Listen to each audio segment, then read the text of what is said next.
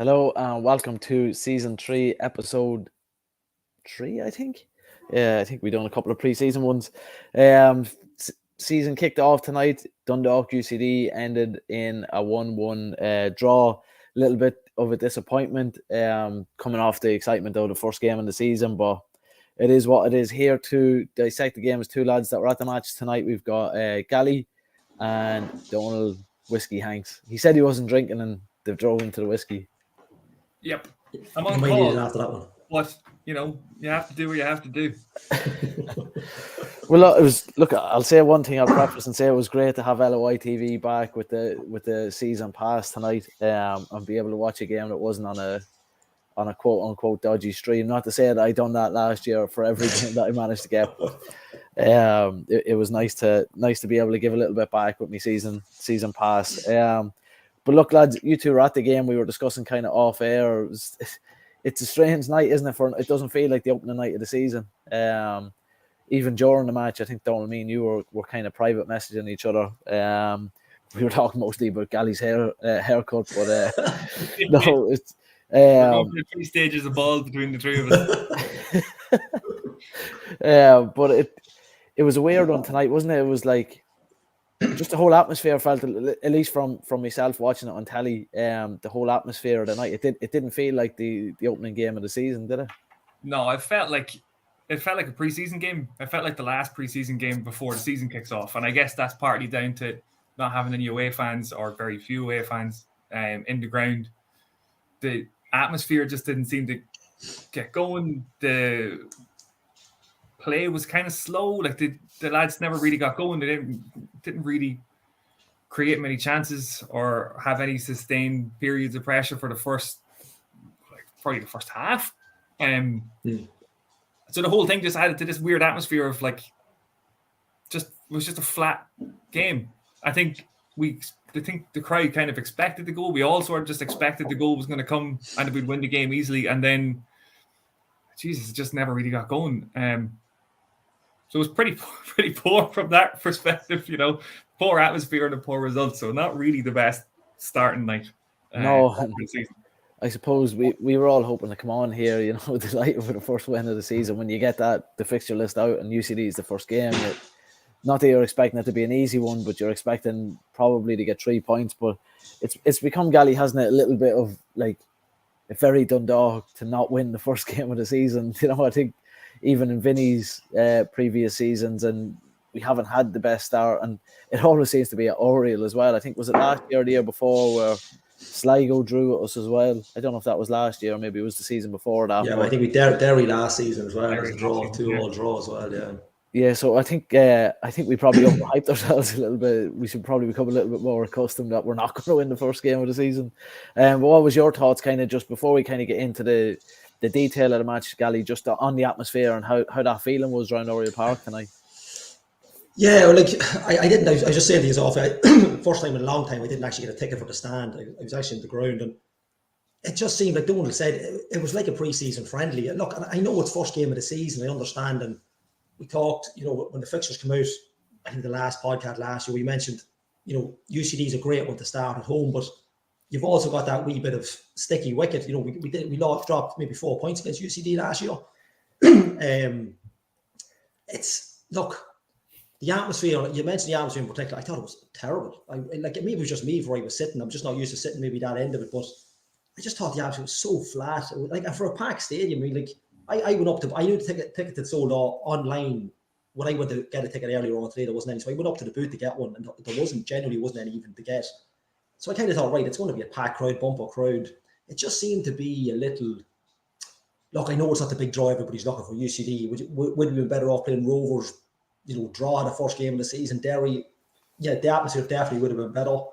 But the idea of getting a draw and the luck of the draw with UCD is you can really get off to a flyer. And now, having said that, looking around the league tonight, nobody got off to a flyer really. I think it's only Bowes that won. I didn't see the final whistle and everything, but it just seemed to be really, like Donald said, it. I don't know if the crowd made the game look like it was flat, or the crowd couldn't get going because the game was flat. That kind of way. It just never seemed to kind of.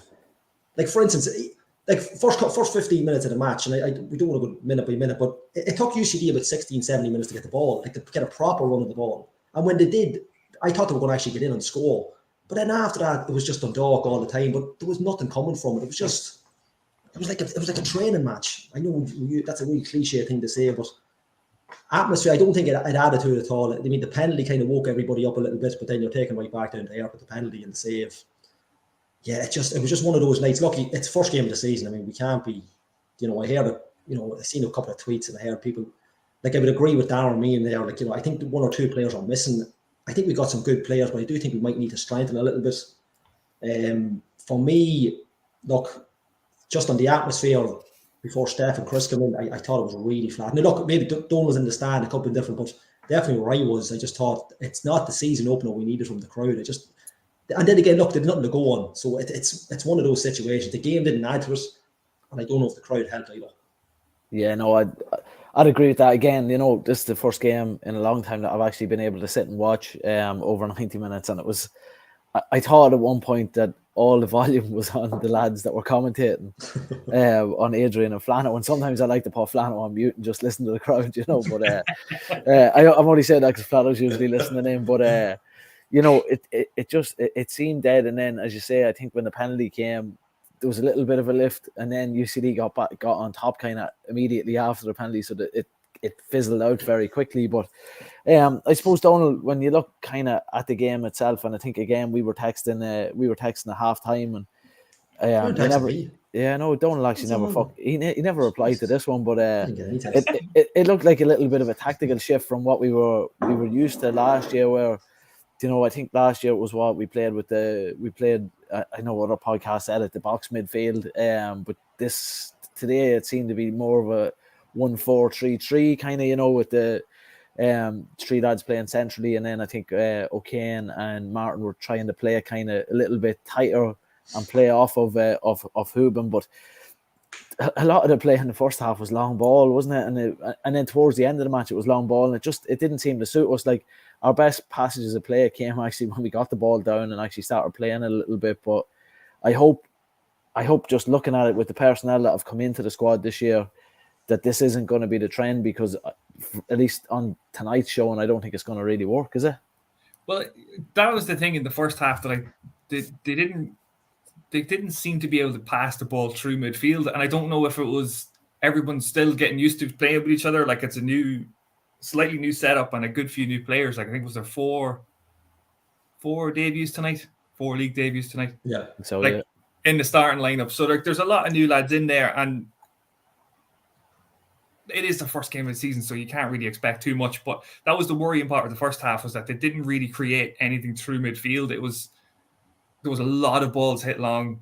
There was a lot of balls put in behind the UCD defense, and I understand UCD are going to close down space in between midfield and defense. Like, they would have made that as hard as possible to play through it. But it just seemed like a little bit of I don't know, cleverness or something missing. And at the same time, though, like, you probably wouldn't even have thought too much of it if they had won 1-0. You'd be looking at the game thinking, like, they didn't play very well, but they did what they had to do, and they got a win. But how many times have we come on here and been like, the result completely changes the way you talk about the game after it? But they didn't look fluid, I didn't think, at any stage, really. And then when they made changes, I think we've talked about this before with them, that they make changes and it seems to take them a little bit of time to settle once they've made changes. Like, it looked like the 4-4-2 at some point then in the second half when Cammy come on, yeah. So a lot of getting used to each other needs to be done. That's a good phrase, isn't it? Getting used to each other. But it's like us on the podcast. Yeah. I'm just seeing, just when we're talking about players, and I'm just seeing there's a bit of breaking news there on the web. John Bounty is an ACL injury. So that's a real. The club has just put a tweet out that real kick in the teeth for John in particular. But a player that you would have hoped would have come in, and look, that's another.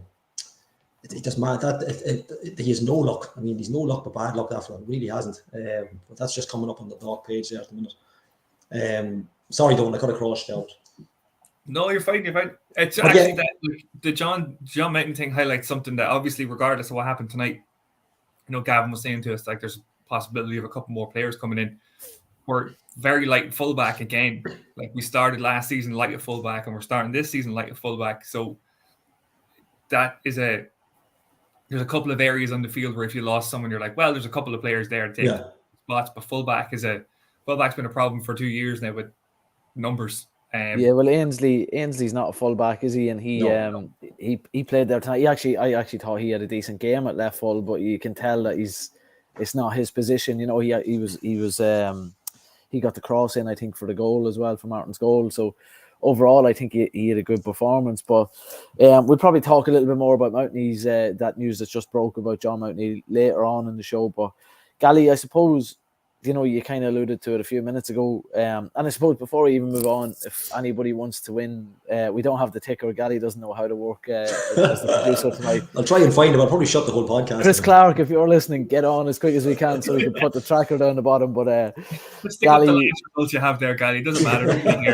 If anybody wants to comment in their man of the match, because as tough as it was to watch at times, I think there was a couple of decent performances tonight from certain individuals. So if you want to comment in with your man of the match nominations, we'll pick a winner a little bit later on, and the winner will get a free pizza from Tony's Pizzeria, we hope. But Gally, the game kind of sprung into life a little bit, or as you said, the crowd kind of sprung into life during the penalty shout. And again, you got the penalty. We weren't playing particularly well up to that point. Pat Hooban steps up. You think he's going to bury it. He kind of didn't take the typical Pat Hooban where he blasts it into the box, but as you said, it was a good save by the keeper, wasn't it? It was, yeah, but I didn't even, from where I was, there was a couple of players between us and the goal. I didn't actually know what hit the post or the keeper said, but I looked on Twitter, apparently it's a cracking save, but like you had said, I suppose you can look at it too, it's a poor step up from Pat, it's a poor penalty, but then look at the keeper dives the other way. It's just one of them things, but it's a super save to get that far into the corner. I haven't seen the replay of it, but it looked like he got right in against the post nearly. But you'd expect that to give Pat Hooban more fire in the belly for it. And look, again, he's done a lot of running tonight. The penalty probably would have settled everybody down, but I think that gave UCD that little bit of right.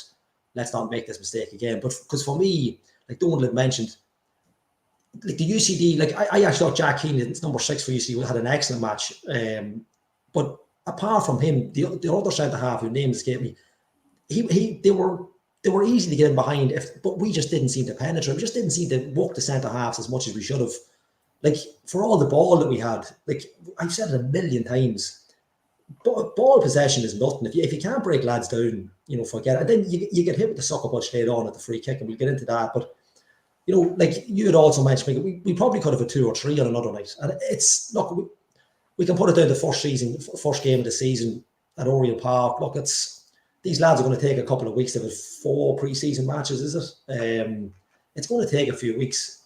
But, what you don't want is, you've got Bowes and Dalymount next week. You don't want to be sitting here on 3 and 4 games and we're having the same conversation.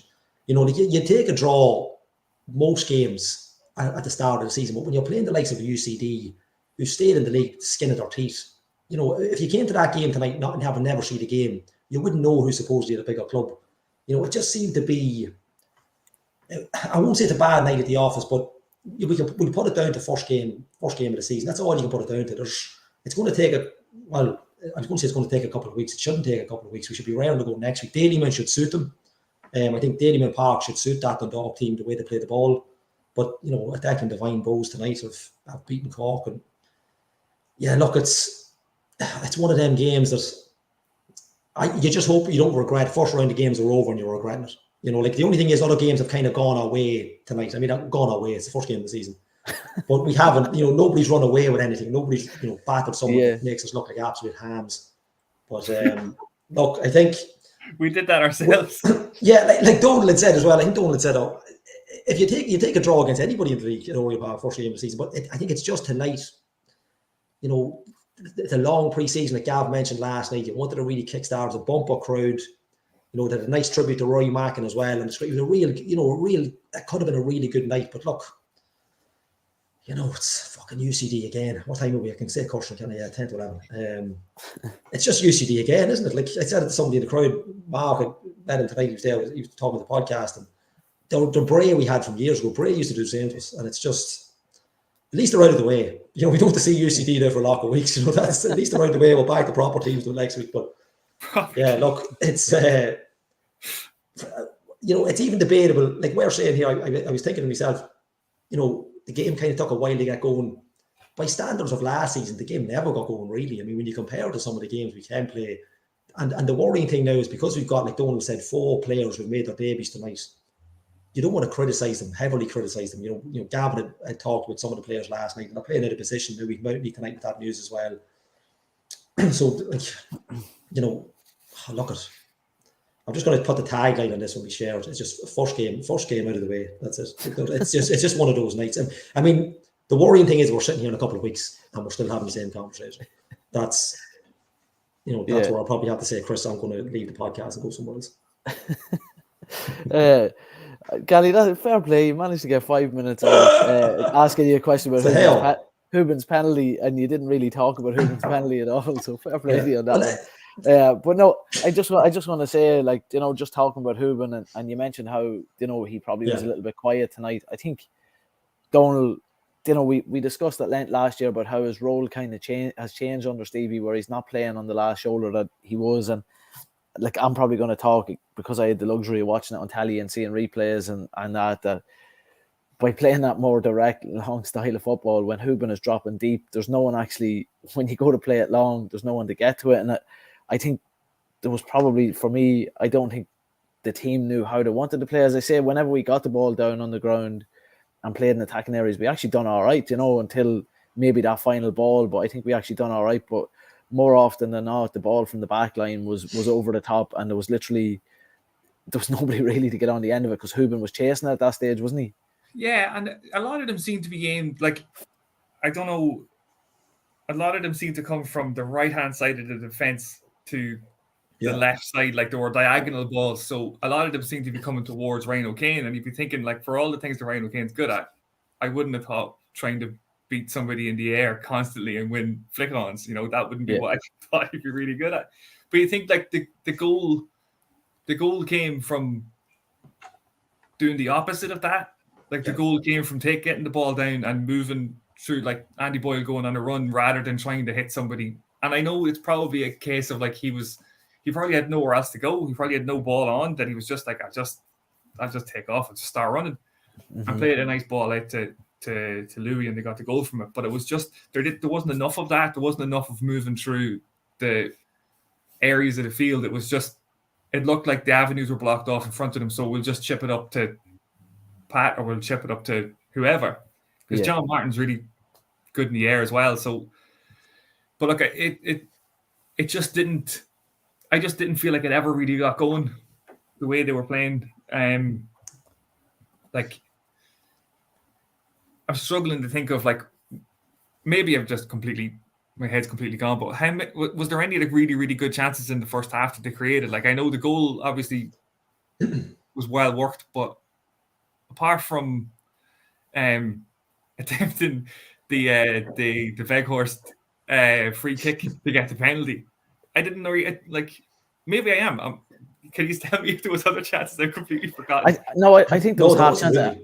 I think that John Martin may have had, before his goal, he might have had a chance, like, within the 6-yard box, but it was closed down quickly. But I think that's probably the story of the match too, is we had a shitload of fucking half chances, didn't we? You know, but we just there was nothing really clear cut. I mean, I think it was John Martin again. Hubin in the second half had these chances from, you know, from outside the edge of the box or whatever, and somehow I think UCD, one of them got his jaw to the ball.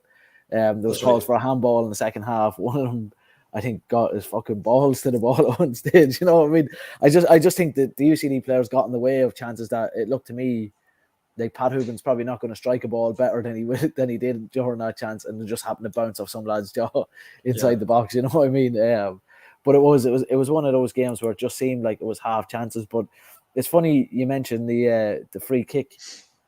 I think with free kicks and corner kicks, like, I think there's a big opportunity for that this year, because that was one of the things that, watching the match, it seemed like we were quite inventive. Like, not one corner was the exact same the free kicks weren't the didn't same. use all of them up in one game because every single one of them looked like a pre-planned move. Yeah, and I think every one of them is going to. Well, hopefully every one of them will work at some point in the season if they use them again. But that was one side that actually every time we got a dead ball after that free kick, and I think it was the first corner kick that we had, I was like, "Fuck yeah, we're going to score from this," and we nearly did on 3 different occasions. You know what I mean? So, Gally, I think that's something that I'm trying to find positive. I'm trying to be a little bit optimistic because I don't want the first episode of the season to go real fucking pessimistic, which it has. I don't want people tuning in going, "Oh, we're not shooting for these boys anymore." Yeah, but yeah, someone might have a point. This fella here, we're going to bring in a guest here, a special guest, a one-off. This one might have a bit of positivity for us.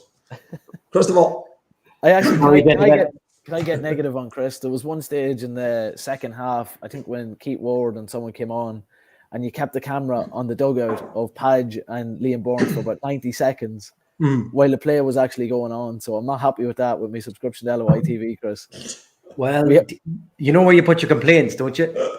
To Chris Clark. C. Clark. on the screen. Yeah. You know I'm on the wide camera, pal, so you know I was doing my thing elsewhere.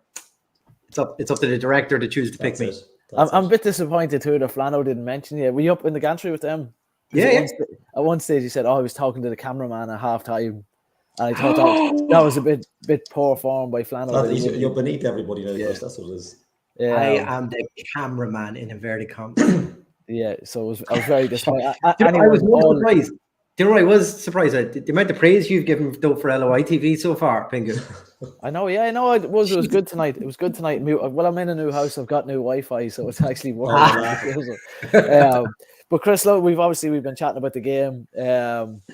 Fucking Gally and Donald are just bringing it down. I think they have us pegged for relegation candidates for the season. Let's bring in a bit of optimism here. Or go down the same road. I tell you what we spoke about, Chris. First thing, Donald had said it, that the atmosphere, and maybe it's different from you. I don't know the middle of the pitch because I usually watch in the stand, but I was down from your view, I was away on the right behind the right hand, the town end goals. The atmosphere just seemed really flat. Now, we come completely. I don't know, but from your end of it, what's with microphone? Maybe it's different. Yeah, no, it seemed very, very quiet, very cagey. Probably added to that kind of, it was an atmosphere there tonight of trying not to make a mistake from the start, and that was kind of fed into the stands. I don't think the drum even started till halfway through the first half because I heard someone beating, and then everyone went, "Way!" kind of like, "Oh, the drum's here." I don't think that's when we scored the goal even until I don't think so. I was listening to it, I couldn't hear it at all. Yeah, no, it's and the microphone is directly above the shed, so you would hear the majority of the noise, but no, it was very quiet. I think, Donald, was it yourself it said, or was it Gally? It felt like the last pre-season match. It had that vibe about it. Obviously a bigger attendance, but just very, very cagey is the best way to put it. And I just felt that kind of, whether what went on the pitch fed into the crowd or the opposite way around, it's hard to tell. But yeah, you could definitely feel it. I think bar obviously the goal and the penalty, I think the two best chances probably fell to UCD in the first half. We had very little with regards to attack. I think we were kind of always used to so much wing play from ourselves, and it just didn't seem to happen tonight. Plenty of long balls and stuff like that. And it's very, and the ball, and it's bouncing up in the air and the head tennis all the time, and we don't. It's not very Dundalk, is it?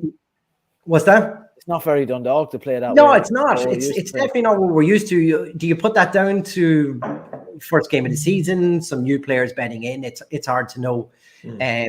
The kind of misty rain that was there tonight, that was some of the newer players thinking, let's just play this a little bit higher and get it off from away from the ground, instead of realizing that that pitch needs to be wet to play football in, in any way. It's really hard to know, but you kind of in your heart you feel that we left some points behind, but then when you actually think about the game, did we actually do enough to win it?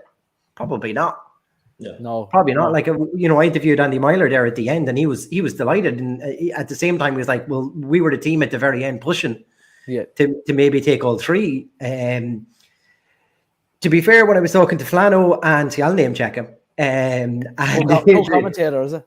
No, yeah. When I was talking to the co-commentator at the time, we were looking at the team sheet for UCD, and you could probably name 4 players if you're lucky, and that was it.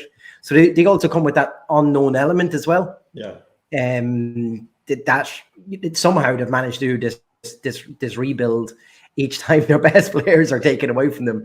They've done it halfway through the season when they found Tom Lorigan, and it looks like was it Behan tonight scored a free kick?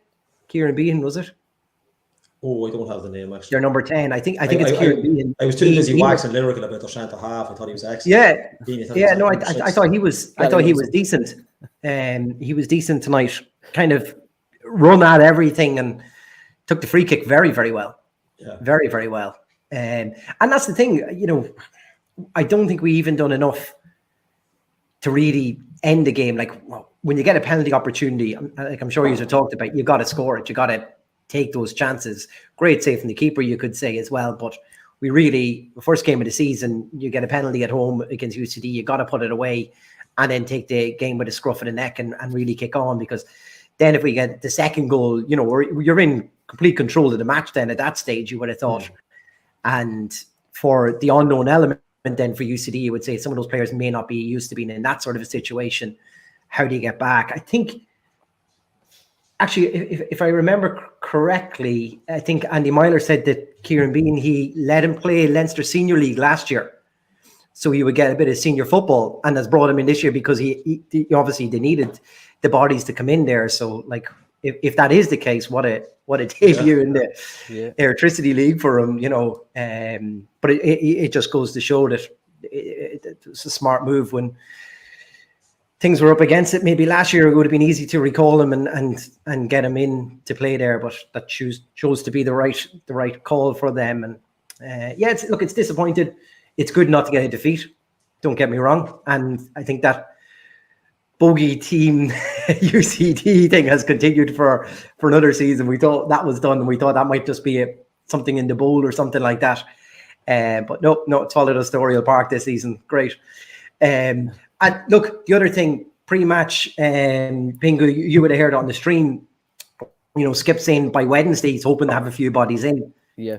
I'm hoping a result like this means he's straight on the blower, wishing Andy Colley a happy birthday and saying, can you get those players for me ASAP? Because look at the result last night. I heard Skip's on his way up to the standing line coming in there 9:30 tonight to pick up a few bodies. Any few at this stage will do. But no, I think you kind of touched on a good topic, and I'll throw this out to the group. Do you feel like, and again, and I understand the frustration of Dundalk fans tonight because it is UCD and you expect to win, but do you think the comments are doing a disservice to UCD? Because from what I watched tonight, I actually thought UCD were very good. And, like I said, I don't think we played particularly well up to the penalty shout. And even till our goal came, our goal probably came a little bit against the run of play, because as soon as we conceded that penalty, like, UCD were all over us for about 5 minutes.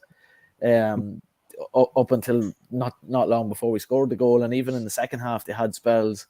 And I know they were on the front foot towards the end of the match. They did try, from 85 to 90 minutes, they did try to just hold the ball up in the corner, but then they said, fuck it, we might as well try win it in extra time, which didn't make a lot of sense to me. But I do feel like the kind of general consensus is we're doing a bit of a disservice to UCD. Like, from what I saw tonight, I don't see them being bottom of the table. They play good football, they were aggressive and they went for it. Like, they didn't sit back against us, which I think that's probably what surprised a lot of people too, is they played on the front foot in large spells of the game, Yeah. So I'll throw that out to the group. Just your thoughts on that. We spoke. I remember talking about UCD. I don't think when they beat us in the bowl last year, I think maybe in the Oriel Park match. UCD have always been that team that can play football. Yeah, there's going to be 1 or 2 games in the season where they take an absolute pasting off someone, but they always play good football. Andy Myler's got them play. Like, look, they're still in the league with the skin in their teeth. But like Chris said, there's no I know the setup that they have at the college, players come in, do their course and stuff like that, and it's not so much the wages, but they rebuild the whole squad. Like, I don't know. I don't remember us going to DKT pulling players out of there. Like there's not, to do it there, season in, and no matter what manager was in, O'Callaghan years ago, Collie O'Neill, always good managers. Russell have gone in there, Pete Mann's gone in. Players who can build squads and with that mentality. And the one thing you'll always get is a game off them. And are we doing them a disservice? Yeah, we probably are. Like, I mean, we haven't played well, but then again, they'll probably think they haven't played well either. Like Chris had said, he interviewed Andy after the game. They'll probably, in the back of his mind, he probably just want to be saying we should have done this, case couldn't get battered next week. But they're probably thinking, yeah, we could have got something there. Like those last few minutes, you only need a few minutes in football. If you can bring it to someone for the last 5 minutes of a game, it's not like they were slaughtered for 85 minutes. But yeah, look, we probably should be, like Andrew had said, expected easy wins. We probably shouldn't be expecting any kind of wins in this league because everything, with the exception of maybe over the last couple of years, maybe Finn Harps, had a poor enough season last year, but it's pretty even Stevens generally, play-wise, you don't see too many batterings, but UCD in particular are always that team that, especially when they play us, they just seem to be an absolute handful. And like they've lost like Colin Whelan over the years, and we probably should know better what to expect of them. But yeah, like are we doing with the service? Just to go back to the point, we probably are, but we're probably more annoyed of the result for us, how we played. That's probably, it's taken away from probably what they've done. And at the end of the day, we're a Dundalk podcast, so fuck them. I genuinely don't think it's disrespectful to think that we're going to win a home game. No, you're right. Regardless of who we're playing against, I'm not saying that. I'm just more. No, I know. I get that. Yeah. Like, it's just the thing of like, regardless of who we're playing against, if we're playing at home to Rovers or Derry, there's still you still think there's a good chance you're going to win. Yeah, like it's a tougher game, obviously, because they're a better quality opposition. Yeah. But the thing with UCD is like, there's a reason why people have them pegged as being the team that are going to finish last. Yeah, because that unknown element, because they can't just keep regenerating players every season. Like, there's going to be a drop off at some point. Now, there's definitely a case of like they might be better than we thought they were going to be, which I think is fair enough as well. But if we had played anybody tonight and played the way we played, we'd be disappointed. Yeah. And I think regardless of who we're playing against, if we can't create chances, if we can't retain the football, if we can't dominate for long stretches of the game and create chances, we're going to be disappointed, because that's what we expect this team to do. That's what we want this team to do. So don't be coming in here with all the common sense. Don't be that crazy. Sorry. I suppose that's I go back to this. Don't be coming in here with that sensible punditry. It'll make less sense the next time we speak, I promise. Well, look, I suppose rather than labour on their goal, which we'll kind of talk about because the foul came from one of our new signings, just to throw it out about the four new signings that started tonight. We have Archie Davies at right back, Ainsley at left back, Muller played centre half, and Mali played as the attacking midfielder. What's your thoughts on that, on how they done? I mean, just for me, before I throw that open actually to the group, in the first half I was talking about how good Mali was with his feet, and by the end of the game I was like, well, this fucker not just go to goal. I think there was one stage where Hubin played him through and he was right in direction of the goal, and he turned and went around two players on the outside in the second half, and slowed everything down.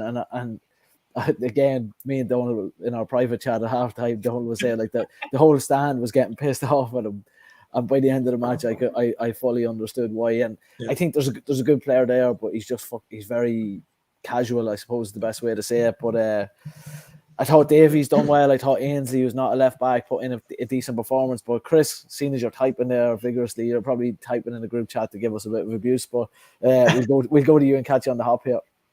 I think it was a tough game probably for a lot of the new signings. I think Skip had said during the week that, a lot of these lads probably didn't even know where Dundalk was. And then to be, in playing in straight into the team on a first night like that, it probably wasn't the easiest for them. I think Ainsley seemed to play okay, definitely out of position, but he played okay. Obviously, had a hand in the goal as well. Like, so that makes that makes a big difference as well. You know, they have themselves settled in. Archie Davies, yeah, I think he probably huffed and puffed a little. You know, we're used to just seeing Macari, I think, in that role, and you know, be able to whip in the crosses. It's more natural to him, and I think we were definitely missing that tonight. And you know, I think once or twice we've seen, you know, Macari hit it nearly first time and delivering a super ball into the box, and it was such a dangerous threat to have, and we probably missed a bit of that tonight. I think you guys were also talking about, you know, the way Hubin's role has changed so much in this club, and that kind of shows a lot as well, because we weren't talking about loads of chances for him tonight as well, and are we playing to his strengths? Sometimes possibly not, as well. And Conor Malley, yeah, I struggle to see that the middle of the park just didn't really take off for me tonight at all. A lot of endeavour, a lot of huff and puff, I thought. I seen Greg Sloggett throwing his foot in plenty of times trying to get control on it tonight, but once, you know, we break one tackle and then we'd look into space, and it seemed to just be very slow pace tonight, and I think you might have said that as well. We were very, very slow at going back to front, and I think had that something to do with some of the new signings tonight? I'm not 100% sure, to bring it back to your point, but yeah, no one massively. So Ainsley probably the best of the new signings that we'd seen tonight, but yeah, I'd say there's definitely room in there, especially when you look at our bench tonight. There's definitely room for 1 to 4 more signings on loan before Wednesday. Just when you mentioned, when you mentioned Archie Davies, would you expect? I didn't expect him to, obviously with injuries, and would you expect Hayden to go in there, or come out of centre half and go in there and play? Obviously, look, we mentioned John Mountain in a minute, but you know, you'd expect that partnership, and then Louis to come back in with Boyle, I suppose, and then with Darragh Leahy's back in. That would be your kind of, I'd say that was the focus maybe of the four at the back under normal circumstances. But yeah, when you've got players playing, for me, Davis looks like he kind of reminds you of Sam Bowen. He looks like he's too kind of, what's the word? He looks like he's too big to play right back. Do you know that kind of way? He looks like he could probably play CDM or something. You know, he just doesn't seem to be that full back type. And obviously, like you had said, when you compare him to the likes of Macari, and I haven't said that Macari didn't have a great start of the season last year either, but you know, when you compare him to that, and that's what we're used to watching, and over the years and different full, it's hard. But look, I don't think any of them had a poor night. You know, I just think it's one of those games that. Yeah, but I was just interested in Davis, because I don't think he's going to be the starter. I think when everybody's fit, he was given the number 2 jersey though, wasn't he? Yeah, I thought he played well tonight. I think he's okay, but I think I'd say he was probably signed. He was signed that late. I'd say he was probably bought in maybe to cover as such. But look, you know, look. Then again, it just depends what way Stevie sees it with injuries, and that's what you're going to be worrying about with that squad. I mean, we talked about that 18-man squad, and is it going to be good enough? But when you get an injury, that's your 18-man. That's what the issue with it is, and people have their complaints with it. But look, I think if there was no injuries, Mountney's right back, and Darragh Leahy's left back. So I think Ainsley's probably in at centre back as well. Centre back, yeah. And at least then you've got cover at centre back. You've got a few different lads that can go in and play there. Like, it's happened again where, like, we started last season, and like, I don't know whether, like, I don't think Lewis Macari was signed to play full back last year. He just ended up having to do it because we had nobody left. Yeah. And we're just in that strange barren fullback land again. And then you see the likes of Cammy coming on as well. Probably didn't get a run. I probably didn't get enough chances, maybe, you know, enough great passes to kind of get him on the game long enough. But I think he could be, you know, a really good. Whether it works as a 2, I don't know. Bringing him on to play up front with Pat, I don't know whether that's going to be the thing for the season. In pre-season, what we've seen though with Elliott seemed to be he was on the shoulder of the last defender, a bit like maybe Dave McMillan in his plum.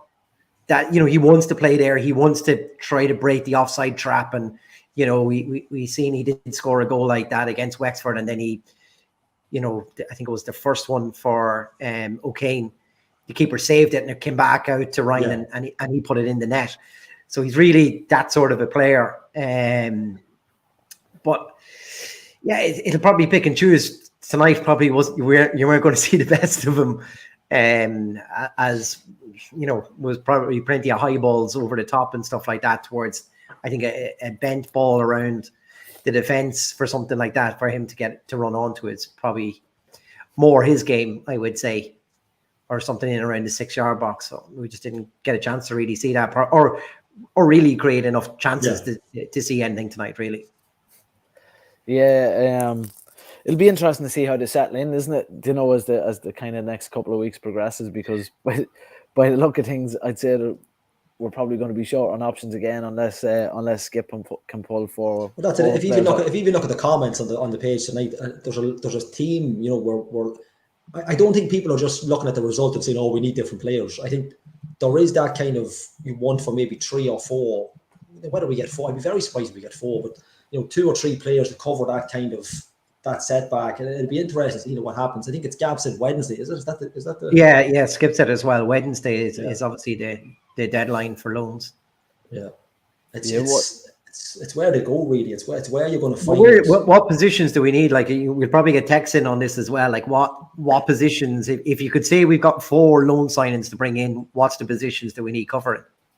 That's exactly what I was going to ask, because like you're not looking at a centre forward to come in. You're not looking at a goalkeeper to come in. You're not looking at, we've plenty of central midfielders and a couple of lads that have only just landed. So we don't know what's going on there. And Robbie Benson sitting up in the stand. Like we have a good few players for the middle midfield. I don't know where it's probably the fullbacks. People want players for.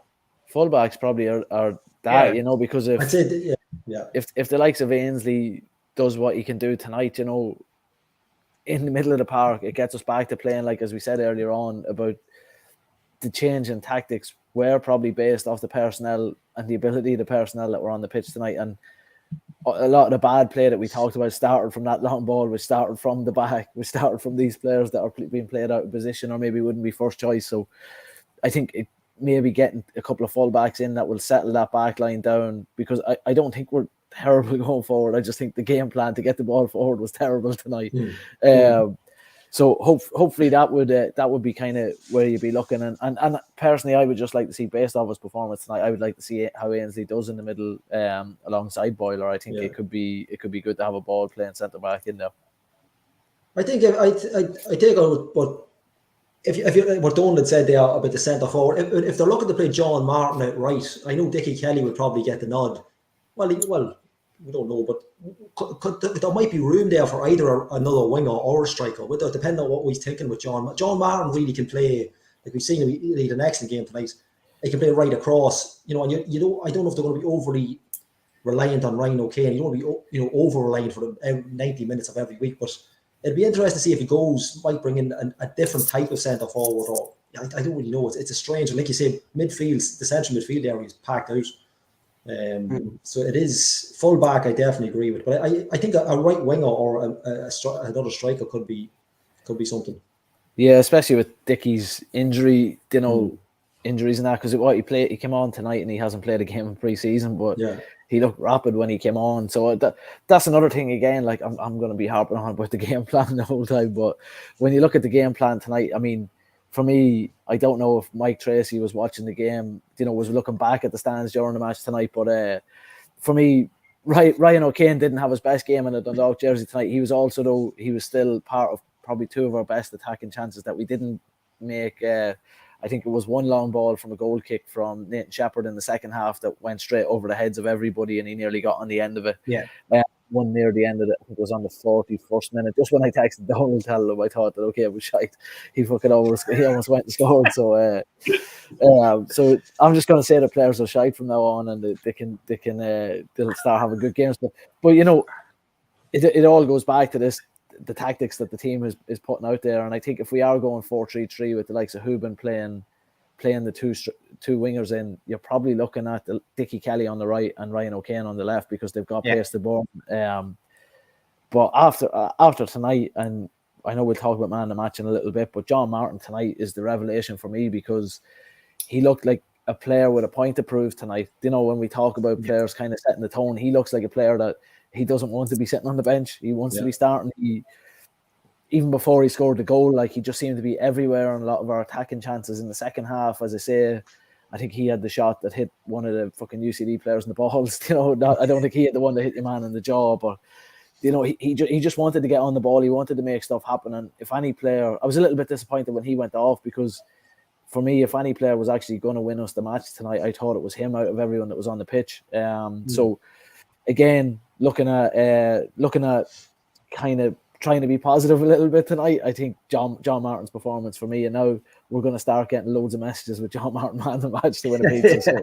So, I'll throw that out as well to the group, what people thought of his performance. Go on, Chris. Yeah, no, I agree. I thought he was the best player tonight, and I was surprised when he went off as well. I was more surprised in Oriel Park when I heard that Ryan O'Kane got man of the match. I was like, wait, what? Yeah, I didn't know if we actually. I couldn't hear it. I didn't know we actually got here. We're talking to the boys. I didn't know where you got it. Yeah, random. I think it was just like a pre-record from last year or something, and it just automatically went out. That's all I can assume. But yeah, no, I thought John Martin looked industrial. He looked sharp, hungry. I think if you probably add up goals that John Martin has scored versus the minutes he's played, I'd say it's actually quite good, considering most of his opportunities have been off the bench last season, and he's got a season to build on with us as well. Like I say, Pingu, probably a bit of a point to prove that other players are coming in now, and there's an opportunity to nail down who's going to be where on this and who's got the starting berth. It's probably Dickie Kelly, like I say, because he's a more traditional winger, you would say, and it probably fits the style as in it's more similar to Ryan on the other side, bags full of pace and stuff like that. But my only problem with John Martin is sometimes, that I'm going to label it now, this utility player that can play several positions. It comes back to haunt you, doesn't it? That you can't just say that is his best position. Like, I'm sure he wants opportunity to play up top. He seemed to, he's done fairly well coming in off the right, but then you lose that real winger pace getting down, chalk on the boots, that sort of a player with him, versus a Dickie Kelly, say. And there's games probably for both, but we've seen him pop up, and I'm thinking, that Bowes victory in Dalymount last year, and he was in the attack that time, and he jumped up and did he score the header? Who knows? But it went in, and we won. I think you're making a good point there, Chris, about obviously like being labelled as a utility player, and that's probably a conversation I'd say Monday morning him and Skip are going to have. You know what I mean? Probably he's going to say, like, especially when he hears this, especially when he listens to this, he's going to say, not here fucking Gaffer, I was listening to the boys on the way home. But I just when we were talking about positions and that, an interesting one for me would be maybe pushing Hooban back up a little bit higher up the pitch if he's going to hold the ball up, which he's really good at, bringing the wingers in, but maybe putting John playing in that attacking midfield position, because I think if he puts in a shift where he's so industrial, as you said, like tonight, centrally, and then you've got Sloggett and Paul Doyle, or Sloggett and Alfie Lewis playing in behind him, I mean, that could be a match made. Look at, maybe I could get the job. Skip doesn't work out after this if he tries it, but like even just a little layoff from Hooban for the goal, there's a chance maybe to kind of build some kind of a partnership between the two of them. Now you lose probably a little bit of the creativity that even that Mali had, that Keith Ward has. I think there's an opportunity for goals there. And again, like I just keep saying, the one thing that stood out for me with John Martin tonight was he's hungry, as you said, and he did look like someone that had a point to prove tonight. He looked like someone that wanted to prove a point. So I don't know, at the minute, based on tonight's performances, it would be a crying shame if he doesn't start next week. Yeah. So sorry, Gary, I was just going to say, go on. People remember his performances from when Hooban was out of the team last season. Yeah. And we did struggle a little bit when Hooban was gone, and he was the one that was up front. They did get some goals, but his best performances were the ones where he was playing on the right-hand side or coming in and supporting Hooban. Like, even thinking of like the Rovers game last year in Oriel, he was excellent up with Hooban, because he gives, like, there's not really, you say if like it's Dickie and Ryan O'Kane that go in instead of him, the physical presence is gone that John Martin gives to you. And that was the other thing too, when Hooban was gone last season, we really, really lacked physical presence. Like, just for like the odd 50-50. I saw a message come in earlier on about no UCD player was kicked up in the air tonight, like to try and kickstart the thing. But that's the kind of thing that John Martin can give you because he is that physical player. But I think a lot of people's opinions of him were, sort of based on those performances set up at centre forward last season, and you forget how good he was in relief on the right hand side of the pitch. But it's just one of those things where like I can't see him holding down that spot. And then Pingu about moving into like behind Hooban, then you're leaving out 3 players. Like you're leaving out Mali, you're leaving out Ward, you're leaving out Robbie Benson when he's back. Yeah. So it's unfortunate for him. I think there's somebody almost at the start of every season where you're looking at like, because we were talking about Sam Bone last year, that if you're good at 2 positions, you're probably not nailing down either of them, which is the unfortunate thing for him, I think. Even like that's why he never made a professional. You were good at every position. But that's what it is. It's because you're taught as a coach, you'd be thinking, right, well, I can play him here or here, and then you're not focused on one, and that it's a drawback. But I agree. It is. It's probably something we never really mentioned before. It's a conundrum then just to pick him in what position. Never mind pick him in the 11. It's where but it would depend on the opposition. But look, like Pingu said, it'd be an awful shit if he didn't start next week, and he's probably been robbed of 1 or 2 starts last season as well. Martin for me could be a big player this season. For all the praise though, lads, we just gave him. If everybody is fully fit, how many first teams does he appear in? Well, the only thing, like Pingu raised a good point there, played in behind Hooban, because Keith Ward won't start, so there is that option. No.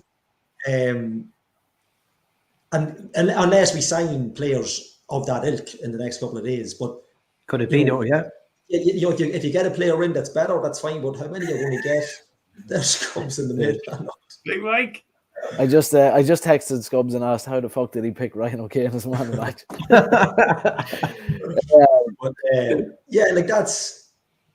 It's a real. Would he get in ahead of Dickie Kelly? It depends on the opposition.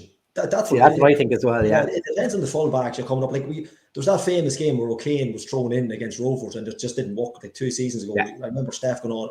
I cried for him to get in, and then look, he was not showing up, but he would come up against proper fullbacks, seasoned fullbacks, and he came up against Joey O'Brien that day, though, didn't he? And Joey O'Brien nearly put him in the stands. I think we were all going. And what I will say about him as well, watching tonight, he's a beast. Like he's taken a jump physically. Like he's absolutely. Like he looks like an absolute tank. Compared to all the creatine.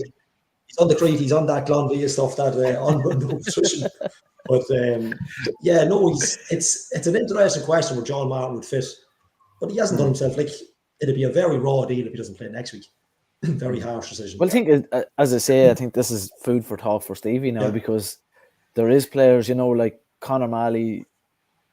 I wouldn't say he had the worst game, but I think he just was too slow. He slowed everything down, and. But then John Flanagan mentioned last night on the show, we commented, saying he was very patching, and patching would have been guilty of that as well when we had him. Yeah. Like we didn't get the patching that Derry have, but he would have been guilty of maybe slowing the game down, kind of like George O'Callaghan used to do the same thing when he played in Oriel. The game looked so slow, like he's so talented, but the game looked really slow when you gave him the ball. But maybe it's overthinking, but you'd knock that out of him for a couple of weeks. But that patching was, John Flanagan did mention that patching was. He was a very similar player. That's the first time I've seen him play. I only seen highlights of the pre-season stuff. That's the first live game I've watched. But look, he's a good footballer. I don't know. I'm not shocked he was taken off. It'd be interesting to see what team picks. I think Paul Doyle. Obviously if Benson's ready to go, Benson and Sloggett for me. But I think Paul Doyle would probably feel a bit harsh there, not starting the game. Yeah, and I think Mali was taken off right after the free kick. Didn't he concede it? Am I right in saying that? He could be right. Yeah. I couldn't see who it was, but I think Flano had mentioned, Flano or Adrian had mentioned that he was the one that caused the foul, So it was the first time I seen him back in our half the whole match too. So it was nice to see that at least that he did track back. Here I am just abusing players, me trying to be the positive one out of it. But I suppose that we haven't really mentioned Elliot that came on for the last 10 minutes of the match and he didn't do a lot, but he didn't do anything wrong. I don't think when he did come on, I think he had a couple of nice touches. He was trying to get the ball out wide to get crosses in. Hopefully in the next week or two we'll get to see him get a little bit longer of a run and see how he does, because I think with him and Mali was a straight swap, wasn't it? I think he went in as the attacking midfielder because I think Wardy went out wide right, wasn't it? Yeah. Wardy came in, yeah. Muller got booked for the free kick. Yeah, so I thought it was him. Muller. Okay. But he was pulled off straight after the free kick, though, so you got that bit right. Yeah. The co-commentator got it wrong then. But anyway, look, we'll move on from the match, will we? Because we've managed to knock out an hour of it. Gally's in shock. Gally alluded to, I think, within the first couple of minutes of the podcast this evening that Dundalk put out just as we were starting that John Mountney is going to be out with a torn ACL, so he's going for surgery next week. I mean, an ACL injury is probably 6 months normally, if you're lucky. Yeah. Okay. Yeah. So it's just it's devastating for John, isn't it? You know that, like, I mean, he's came back. He was only too delighted to come back last year. Missed the majority of the season, and now you're talking he's probably not going to play Europe for us until the group stages when we get into the Europa League or the Conference League. But just disappointing, isn't it, that we're again starting the season talking about an injured John Mountney. Yeah, you're upset for him because he's only had to come back from like a really, really bad knee injury, and then to have another one on top of that, it's just your heart goes out to him. And look, we talked about him. Well, I talked about him a lot last season when he came in and started playing right back. The physicality that he brought, I just mentioned a couple minutes ago as well. Like he would have been and will be, I'm sure, still a very, very important member of the squad. It's just going to be in a different capacity now. Like he's going to just be in probably amongst the coaching staff and trying to be as much of an influence on the team as he can. But I think when they put the information out about him getting injured in the first place a couple of weeks ago, I think Skip was talking about how important he is in the dressing room amongst the squad. Like he's a good lad to have around. So it's a shame we won't see him for whatever length of time he's going to be off for. But hopefully he can still contribute just by being around the place, you know. Yeah. I didn't even realize, by the way. I was just reading it there now when you said that. It was only 2-3 minutes in and it just popped up. Yeah, I was like, oh, right. What are they on about there for a second? I was like, quick, check Twitter and see what they're on about. And well, then there's a decision made about one of his loan signings. That's it. Yeah, and people had commented at the same time. He made that decision then of what he's going to have to do with it. He's going to have to make sure he gets go. I'm all right, Pingu. Don't worry. Yeah, we were talking about loan signing decisions about getting a fullback. Chris was probably sitting there going, "What the fuck are these lads on about?" literally have 2 or 3 on the field tonight. Yeah, look, it's a tough injury for any player. But see what happens, someone like that, like has been through the ringer, and you know, it's such a pity for him. Like to come back to the club, and yeah, look. It's so like disheartening. Probably doesn't even cover it for him. It's to come back and want to play and have the motivation to play with something like that again. It must be so difficult. But look, we wish him all the best. And there's nothing saying speedy recovery, like you said, Pingu. You're talking 6. You're talking what are we now? We're really in March. You're probably talking August. Yeah, I think the sad part is like when you get 2 big injuries like that, he's probably contemplating his career. Like that's it. But he showed last year when he did come back, he's still a capable player from that previous injury. So you would hope, he'd find it in himself that he would want to do that, because he's like, you know, I was lucky enough to be around John back in 2012 when he came in under Sean McCaffrey, and he's a great lad. Like he's just a good character to have around the place, and as Donald says, hopefully he'll stick around and be in every day, you know, because he can contribute. He's a multiple league winner, so that's something that the new players, especially, they can get stuff from him, you know. So I suppose on behalf of all the Townenders, we wish John all the best with his surgery next week, and hopefully recovers, and before the end of the season we get to see him lining out for Dundalk again. Kind of segueing back to the match, even though I said we were done with it, segueing back to the match, we'll go with our man, the match award. Big JM gets mine. I'm not going to wax lyrical about him anymore. Donald, we'll go to you. Yeah, so it's a toss-up in my mind between John Martin and the fourth official, who did an absolutely incredible job man marking Skip all night. That's shadow play. I have never ever seen anything like that in my life. Within about 2 minutes, he was standing on the edge of the Dundalk's technical area, and Skip was like talking to the lines, the assistant referee, being like, "Why is he standing here? He's standing right in front of me," and he just stood there and wouldn't move. And then the ball, moved to the other half of the field, so he's just very slowly. It was like he was a machine moving down. But as soon as Skip started to move, he moved back to make sure he didn't get out of his sight. So it was a hell of a performance from him. So keep an eye on him, because we'll see him again at some point, I'm sure. But yeah, apart from him, I'd say Craig Slogger had a good night as well, but I'll go with John Martin. Yeah. Gally? Yeah, you know what? I come on here tonight, I was like, right, I'm not mentioning man of the match, because I think I pulled a rabbit out of the hat here. Because I thought they'd given it to, I didn't know they'd given it to Ryan O'Kane. So I thought, right, I definitely, John Martin for me was so obvious. And I was like, no, nobody else has said it. Nobody's talking about John Martin. And now everybody's like, yeah, John Martin. So it looks like I'm just jumping on the bandwagon. But yeah, look, I thought player we didn't mention, like his passing was decent enough, was Alfie Lewis. Probably went a wee bit unnoticed in the game, but some of his passing position was really good. But apart from the centre half, Jack Heaney for UCD, and I don't think we've ever given it to an away player. But John Martin,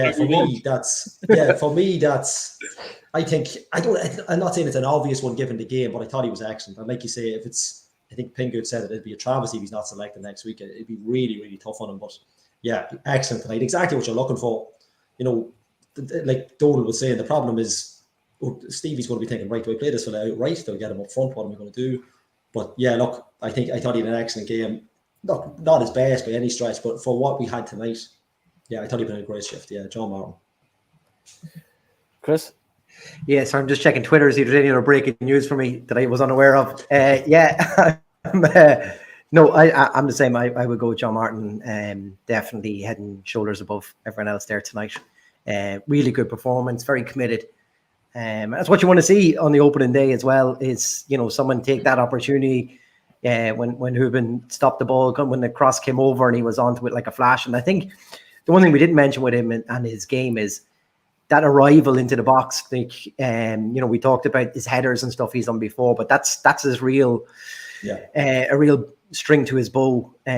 For his performance, it's just that arriving in, just being in the right place at the right time. And Benson-esque, wasn't it? Yeah, definitely. And we just talked about could he fill that void in that position? We're talking about possibly in there with Wardy, Robbie Benson. Yeah, you could see it happening. So there you go, Donald. We don't need him. If we don't need Benson, there you go. That answers your question from earlier. All right, Chris, we let you, seeing as you're the late man on, we let you pick the man of the match winner for the pizza. Yeah, I think there was a few there for John Martin. All right, a few in for Ryan. Obviously, you heard it on the Tannoy and went for that one. Well done, Jason Kerr. We know what you're up there. But yeah, this is one. So look, we'll give it to Amy Rose. So well done, congratulations. I presume we're still pizza. The toppings. Yeah, we had this discussion at the start, and we're still when Tony's are still doing pizza for us. So okay, perfect. Amy, you'll soon find out if we're still doing pizzas or not. Yeah, find out for us and let us know. I suppose you'd be like, "What are you doing in here?" In the second half, one highlight, and when we talk about the lack of atmosphere and everything, but one thing that kind of always highlights what's good about Dundalk FC fan base was, despite what was happening on the pitch, at the 80th minute, because I think they scored, the 76th minute or something like that, and right after in the 80th minute, there was a planned round of applause for Roy Mackin, who sadly passed away not too long ago. Roy was a stalwart of a volunteer for Dundalk Football Club. I think anyone that's passed through Oriel Park in the last 20 or more years would definitely know Roy from selling his match program. So it was a nice moment, wasn't it? That the round of applause, especially on at that part of the game as well. I think it was just nice acknowledgement for him. Yeah, I think I know Gavin had mentioned last night as well, and I think Alan Gray put up a post earlier on, maybe a comment earlier on Ethan Dog. That walkway on the lane just won't be the same, because I'm going to Oriel Park since I think first game was like 95. And as far back when it was Roy, Jimmy Neary, they're selling the programs. They might get the grandkids of those people selling them as well. But yeah, most weeks it would be Roy. I'd buy the program off him. And yeah, look, it's it's such a shame for the club, and I don't think anybody didn't know him. I think Donal, you were saying even programs. I don't look. It's a nice coincidence, but the programs might have sold out tonight. I think you had mentioned as well. So yeah, I think Jimmy was up into the stand early tonight because I think they were cleared out of programs tonight, which yeah, a nice little thing to have happened. Yeah, really sad, and a fitting tribute. The moments of applause as well at the start of the match for everyone else that had passed away. Gavin did mention that we're going to do something as well. So it's just nice, it's a long time since the end of the season, and it's winter time, and it can be tough for families as well. So it's just nice to see that the club did mark the passing of any of the fans for that time as well. So and former players, of course. Yeah, and I think that's something, Donal, during one of the episodes towards the end of last year, you alluded to, like, that it puts everything into perspective. We're here sitting for an hour giving out about a football match. When you see something like that, it just the result of the match really doesn't really matter, even though it matters, but it doesn't matter in the grand scheme of things, right? Yeah, that's what the football club is supposed to be all about. It's this community, and it's people being involved in the football club, and that's what that's what makes a football club what it is. So, it's important that the club make sure they remember people around and people involved when something like this happens. So. Yeah. No, it was definitely a nice touch. Well, moving on, lads, to next week. We come up against Bows, who had, what was a 2-0 win tonight against 2-1. Cork. 2-1 against Cork. Yeah. They'll probably have a little bit of momentum with our Decky in charge, So there's only going to be 300 Dundalk fans, 350 Dundalk fans. Oh yeah, in the temporary stand, yeah. Stand, or 450 or something like that. So it's going to be they'll definitely be outshone by what will probably be a strong Bow support. But I think it was you, Chris, was saying earlier, that pitch for the most part normally suits us a lot better anyway. So I'm still optimistic that we should be able to pull a result out of the bag against Bows next week and send Daggy back up north crying. You're waiting for that all night. Yeah. You need to trim that. You need to trim that accent off the podcast. I'm going to use that to introduce the podcast next week. Whoever's playing left back is going to go up against Dylan Connolly. Oh, that's true. Oh, right. Right back, yeah. So. He'll be selling boxes of cigarettes down the wing. It'll be a tough. It's always a tough game going to David, but a Declan Devine team, because he had his pre-season, he's able to bring in his players. It could be an interesting season for Bows. They've also got a fantastic away jersey as well. I hate to admit it, but it's a really cracker one. But look, it's a tough game going up there. But they really what you don't want is.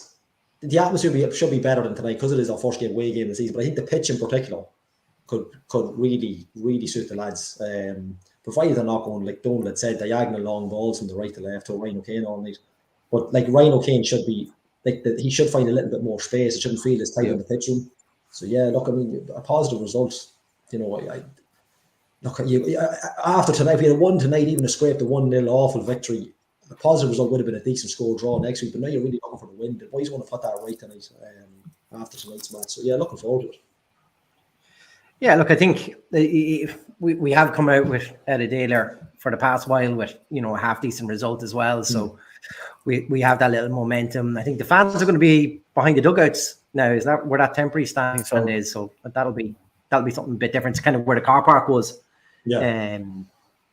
Last year, so that might add a little spice behind the dugouts now as well. But look, Jordan Flores scored the winner tonight, but then James Talbot made an absolute clinger, and so that'll that might add a little bit of spice for what's coming next week. And hopefully we'll have a couple of new recruits in there, so we you would know what sort of a team you could be facing for ourselves. Yeah. Considering it looks like they've probably done most of their business already. Got a plethora of loan signings in earlier this week, so we've our hands still to play on that one, hopefully. And look, the thing with Skip is he seems to go after a certain type of player, and that's what he does. He doesn't overly compromise and not go, pick someone else just for the sake of getting numbers in. They seem to have to want to play a certain style with him. So you'd be hoping that if he gets in some hungry players that are looking for football, it worked last year with, you know, the likes of McCarry and Bradley and stuff like that last year for us, and Runar as well. So fingers crossed we'll come out of Dalymount with a positive result.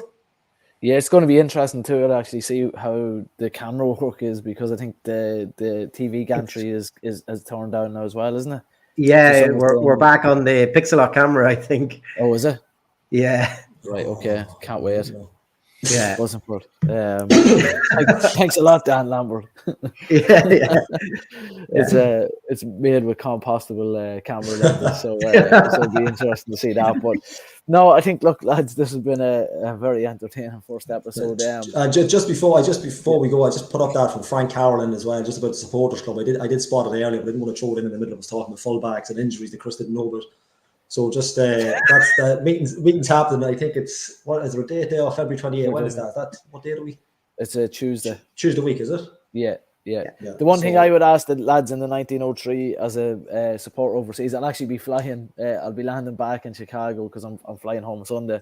But for any supporters, and I've been chatting to a few that are living overseas that won't have an opportunity to be there, it'd be great if there was any potential for any 1903 members living overseas that it could be potentially recorded. And Chris Clark has volunteered that he's happy to live stream it. Would you mention that? You know, I'm going to get a phone call now. Thanks.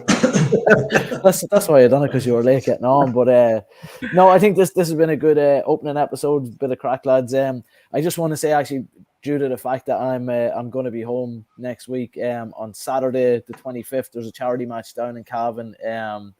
Team Charlie May versus Féileacán Fathers. 90% of the proceeds raised on the night are going towards Féileacán, who do great work for any.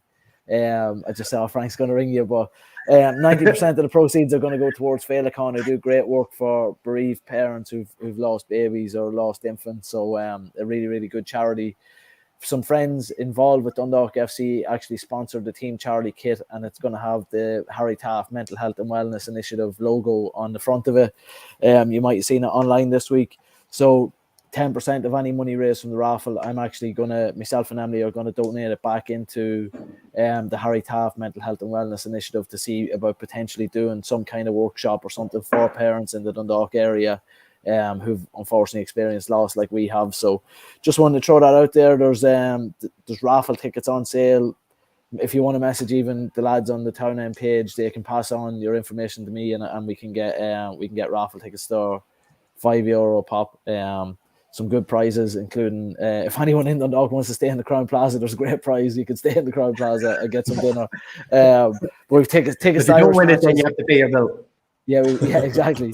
We've tickets to Ireland v Latvia, among other prizes. But yeah, just again, the Dundalk community is always great when it comes to stuff like that. And I ask for a lot of different charities. This is something that's very important to me. I know there's a lot of Dundalk fans because they've reached out to me when we lost Charlie that have gone through something similar. So if anybody wants to donate and give money towards that, which will go back into the Harry Taft initiative, would be great. So that's it for me. I'll let someone else can close it out now. Chris, who is ending? You are, Chris. Or don't lose. No, just before we do that, just on our Greg Sloggett sponsorship, I think there's only one, maybe two spots available. If anyone still wants to get in as part of that, chances are it'll probably end up getting filled. But if you're still interested in becoming a town ender and sponsoring a player for the year, there's literally, I think, one, maybe two places left on that. So that's chance to win a jersey as well. Yeah, chance to win a whole one jersey as well. So brilliant. Yeah. Not everyone's going to get a chance to win the jersey, all right? Moving on. Well, everybody got the outro there from Rowan to get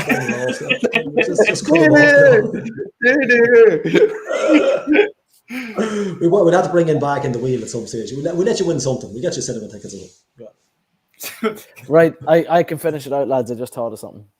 Right, Pengo, hit us. Next week, John Martin better be starting.